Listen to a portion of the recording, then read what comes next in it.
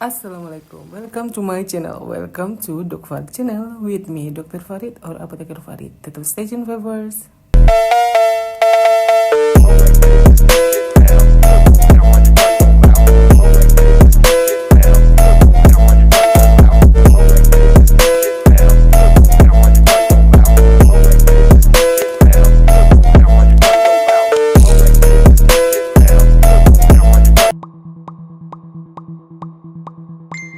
Tetap support terus ya channel ini di Medical and Entertainment. Oh ya, viewers, kemarin-kemarin tuh banyak pertanyaan tentang berapa sih dok kalau misalkan di farmasi itu mahal ya sama kedokteran ya. Terus ada lagi emang sekarang spesialisasi daripada apoteker atau PAMD itu udah banyak ya. Nah, gini, kalau misalkan di luar negeri, seorang PAMD atau apoteker itu mempunyai spesialisasi masing-masing. Yaitu biasanya itu ada clinical pharmacy juga, ada industri juga, ada hospital pharmacy, kemudian community pharmacy, kemudian dengan forensic pharmacy.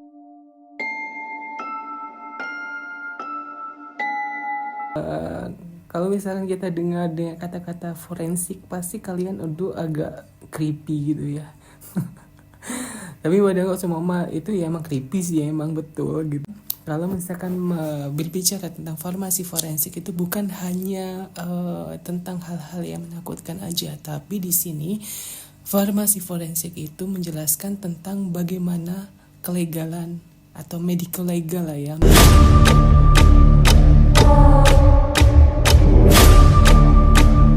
Ini gue bakal ingin menjelaskan sedikit dengan forensik farmasi. Jadi forensik farmasi itu bukan hanya melulu tentang jenayah gitu kan, atau jenazah ya, mulai dari obat-obatan atau enggak, tentang farmakologisnya gitu atau farmakokinetiknya, bukan.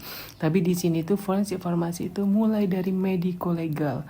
Jadi medico legal itu apa sih? Jadi kalau semua itu antara hukum dan medis. Jadi di sini itu penggabungan, sama halnya dengan di spesialis dokter, di spesialis kedokteran ya maksudnya, itu tuh juga ada spesialis forensik. Jadi di sini itu kalau misalkan medico legal itu berhubungan dengan hukum dan medis gitu. Forensik farmasi itu bukan hanya di clinical farmasi aja, tapi itu di industri farmasi juga. Jadi kalau misalkan gue kasih bocoran sedikit ya, di industri farmasi kebanyakan forensik farmasi itu berperan tugas pada regulasi dan perizinan.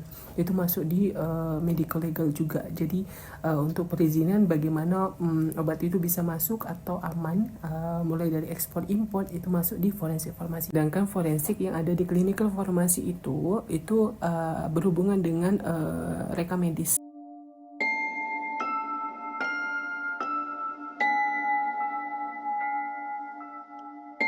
Di mana reka medis itu tercatatkan riwayat penyakit pasien, riwayat pengobatan pasien, sampai tindakan apa aja yang pernah dilakukan oleh pasien. Forensik farmasi selain dari melihat daripada rute pemakaian obat atau farmakokinetiknya, nah itu juga memeriksa riwayat pengobatannya. Jadi forensik farmasi atau PAMD yang bertugas di forensik itu akan memeriksa reka medik, itu akan diperiksa bagaimana ini interaksi obat dengan tubuh ya.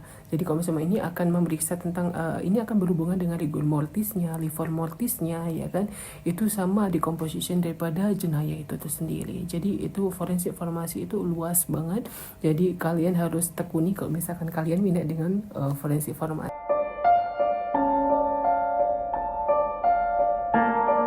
Di Indonesia itu masih belum atau mungkin jarang ya, sebab waktu itu aja gue studi farmasi sampai memilih banget dan susah ya waktu itu yang ada mata kuliah di forensik farmasi.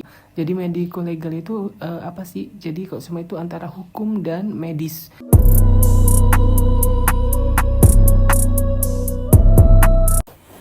Oke, ketika ditanya tentang PAMD atau apoteker yang spesialisasinya ke forensik, emang ada di Indonesia? Jawabannya kalau misalnya di Indonesia saat ini tuh ada, tapi tidak banyak. Sebab kenapa? Mungkin ini berhubungan dengan peminatan pada saat penjurusan ya di farmasinya tersebut. Itu mungkin jarang, mungkin udah creepy tadi ya, itu udah takut duluan. Tapi kalau misalkan buat mahasiswa yang penuh intrik dengan penasaran atau dengan teka-teki, itu mungkin forensik farmasi itu sangat menarik, dan nyatanya memang sangat menarik gitu, dan termasuk gue gitu. Oh my god.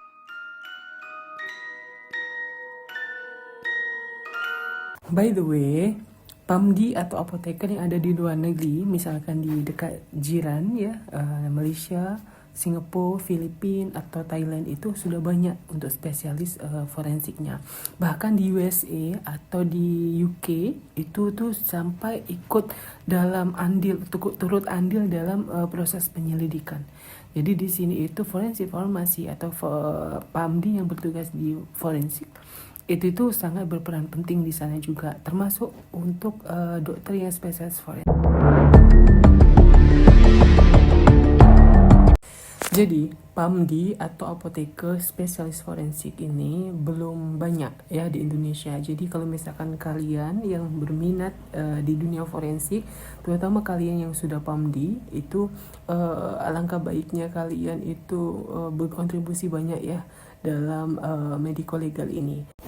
Jadi ingat pada saat 2016 pertama kali gue tuh penasaran banget dengan farmasi forensik, karena pada case Jessica Wongso ya kan, kopi sianida itu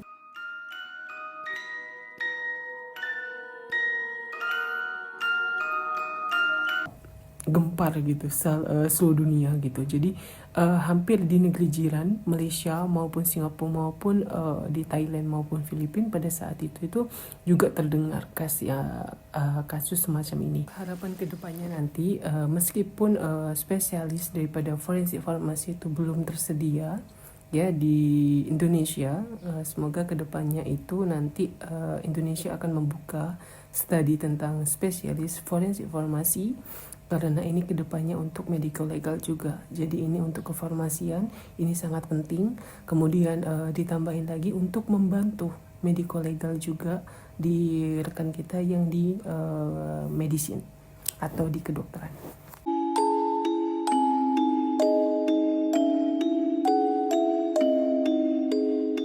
Buat kalian jangan lupa like, subscribe, dan komen.